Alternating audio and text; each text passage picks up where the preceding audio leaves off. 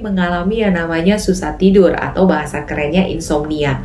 Jadi pengalaman tidur yang seharusnya menyenangkan menjadi pengalaman yang stressful. Hai teman-teman yang terkasih, salam kenal, nama saya Iren Serahnin. Saya adalah Certified Global TRE Provider di Indonesia. Bapak dan Ibu yang terkasih, dalam kesempatan ini saya akan mengangkat tema tentang kesulitan tidur. Ini banyak banget cerita, keluhan dari klien-klien, dari teman-teman, dari orang terdekat yang sering kali cerita kalau mau tidur jadi mikir dulu gitu. Aduh, nanti aku bisa tidur nggak ya? Nanti kalau misalnya aku udah bisa tidur tapi terbangun malah susah tidur lagi, terus gimana? Dan aduh, nanti kalau misalnya aku tidur ada suara-suara yang mudah sekali membangunkan gimana? Jadi kita tuh mikir banyak gitu ya, sehingga pengalaman hubungan kita dengan yang namanya tidur menjadi tidak baik kembali.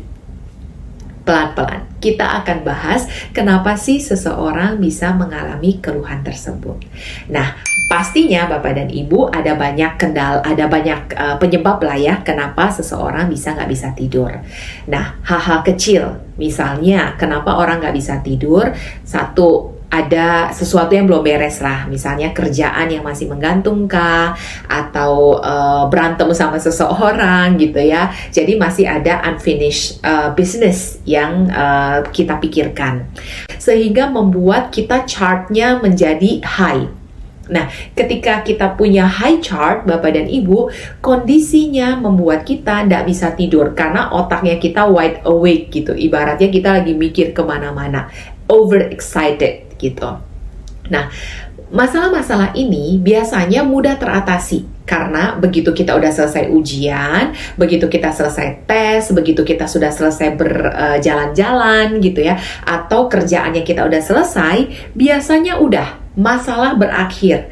Kita akhirnya tidur lelap gitu ya, balas dendam tidur lah ibaratnya, dan akhirnya kita back to normal lagi dan kita bisa tidur. Nah, Bapak dan Ibu, kalau misalnya nih kita terus-menerus tidak bisa tidur, pastinya kita akan masuk kepada siklus yang dinamakan sebagai siklus insomnia. Minimal, kebanyakan orang yang tidak bisa tidur akhirnya memiliki yang namanya anxiety atau kecemasan. Jadinya, mau tidur itu kita muncul dulu panic attack, muncul dulu cemas. Makin kita panik, makin kita cemas, makin tidak bisa tidur. Apa yang terjadi sebenarnya? Nah, Bapak dan Ibu, sebenarnya tubuhnya kita itu kan membutuhkan ibaratnya fuel, bahan bakar lah ya untuk energinya kita, dan itu kita dapatkan dari yang namanya glukosa gitu ya. Dan ternyata tidak hanya tubuh yang membutuhkan glukosa tersebut, ternyata otak juga membutuhkan energi dari yang namanya glukosa tersebut. Nah, ketika tidur, seyogyanya kita punya metabolisme menjadi lebih rendah lah, lebih turun gitu ya. Sehingga kebutuhan akan glukosanya tidak banyak. Jadi cadangan glukosanya tersebut masih banyak dan bisa dipakai sampai ke otak, sehingga ketika kita besok bangun pagi, otaknya kita berenergi, sehat, fit gitu ya, sehingga membuat tubuhnya kita pun menjadi fit. Nah, tantangannya adalah Bapak dan Ibu, ketika kita tak bisa tidur, metabolismenya kita itu metabolisme yang on. Jadi, dia cepet. Karena kan makin kita cemas, itu kita punya heart rate, itu kan makin cepet tuh deg-deg-deg-degnya. Kalau dia makin cepet, dia butuh energi. Automatically dia akan mengambil cadangan glukosanya kita dan bahkan mengambil jatahnya otak. Sehingga otaknya kita kekurangan glukosa atau bahkan kehabisan glukosa. Itulah yang menyebabkan kenapa ketika kita susah tidur, ketika kita bangun keesokan harinya, kita mengalami satu kondisi yang lelah, fatigue, capek gitu ya. Kayaknya tidur nggak cukup, geleyengan gitu, dan membuat kita akhirnya menjadi moodnya jelek. Nah, terus gimana dong? Apa yang harus kita lakukan supaya kita bisa tidur? Ada dua cara Bapak dan Ibu. Cara yang pertama adalah memperbaiki hubungan dengan kebiasaan tidurnya kita. Jadi kita menciptakan lagi hubungan baik dengan kebiasaan tidurnya kita. Karena kan kita punya pola, kalau misalnya udah nggak bisa tidur, ya udah nggak bisa tidurnya lanjut aja terus gitu ya. Dan kita harus break pattern itu dan kita menciptakan pola yang baru. Gimana caranya? Caranya adalah nomor satu, yang perlu kita lakukan adalah set waktu tidur dan bangun yang udah pasti. Pokoknya bisa nggak bisa tidur Bapak dan Ibu jam 10 malam lah, udah harus masuk ke kamar tidur dan tidur. Kenapa? Kenapa harus jam 10 sampai jam 5 minimal kita tidur? Karena itu berkaitan dengan yang namanya servis badan. Proses servis badannya kita, getah bening misalnya. Getah bening itu mulai untuk diservis pukul 10 malam sampai kira-kira sekitar jam 1 lah ya. Kira-kira sampai sekitar jam 12 lah gitu. Dan di situ getah beningnya kita diservis. Getah bening ini berhubungan dengan apa? Pembentukan imun tubuhnya kita.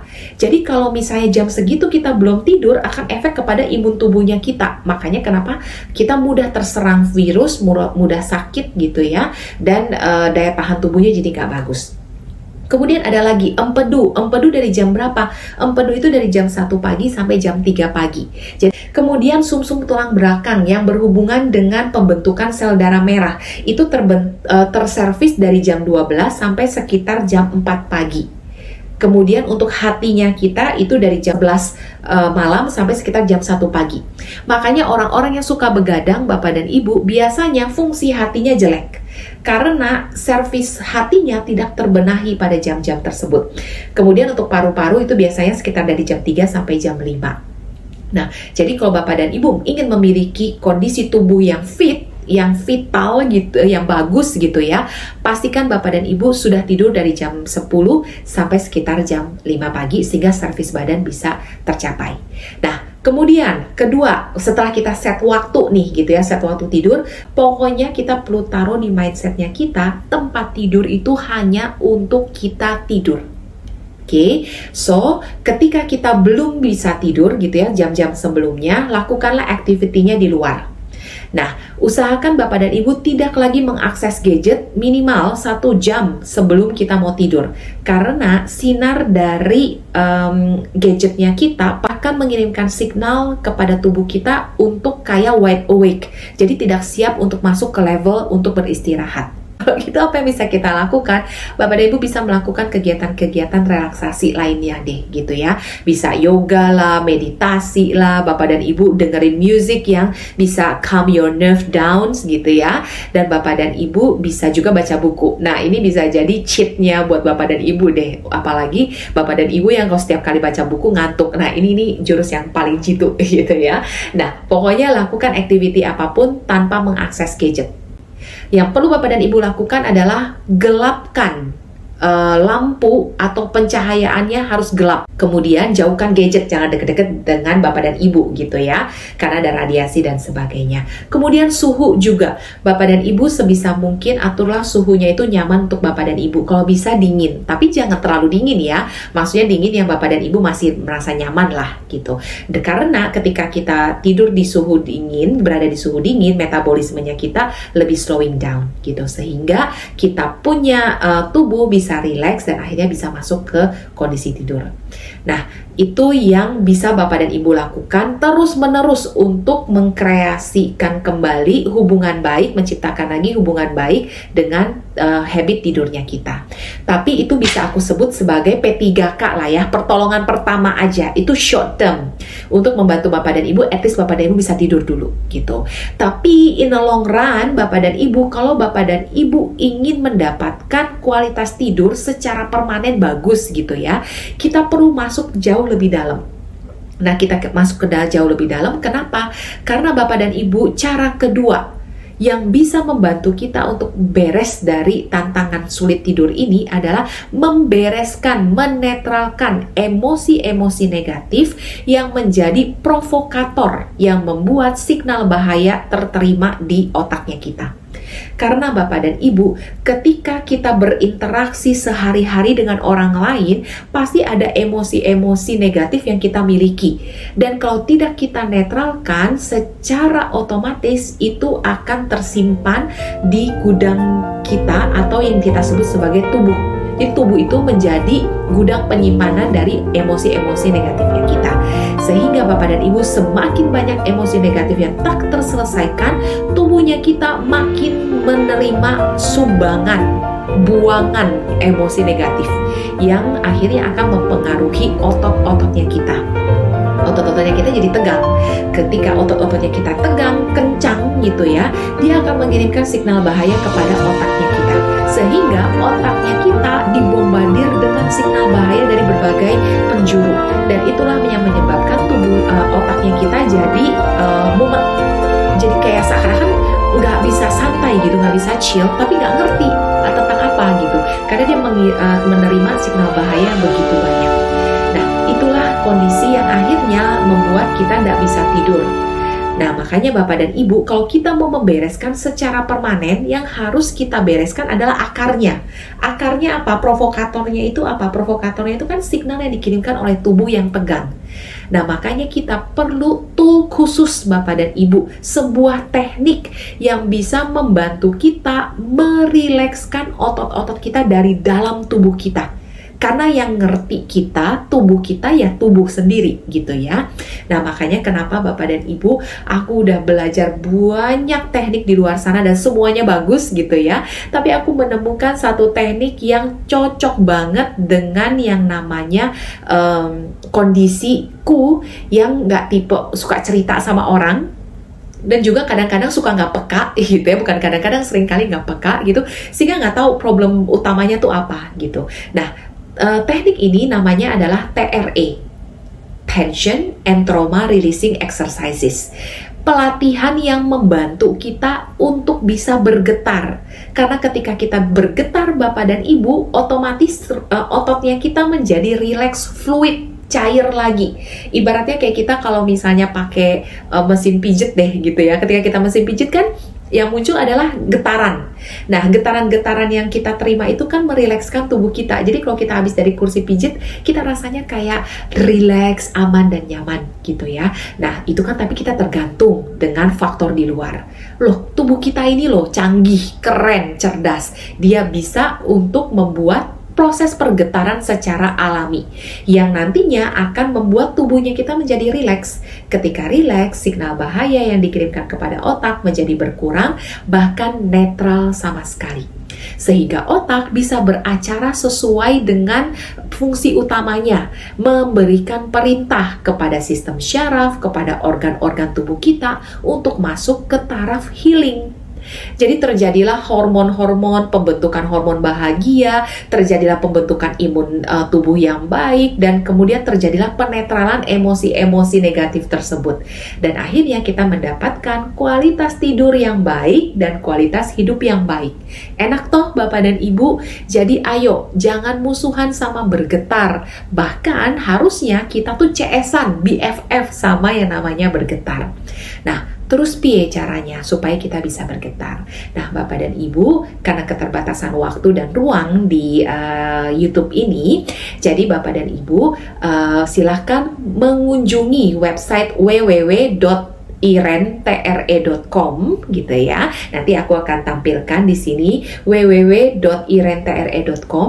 Di sana Bapak dan Ibu bisa mendapatkan penjelasan yang lebih detail lagi tentang cara kerjanya TRE dan apa fungsinya TRE terhadap tubuhnya kita.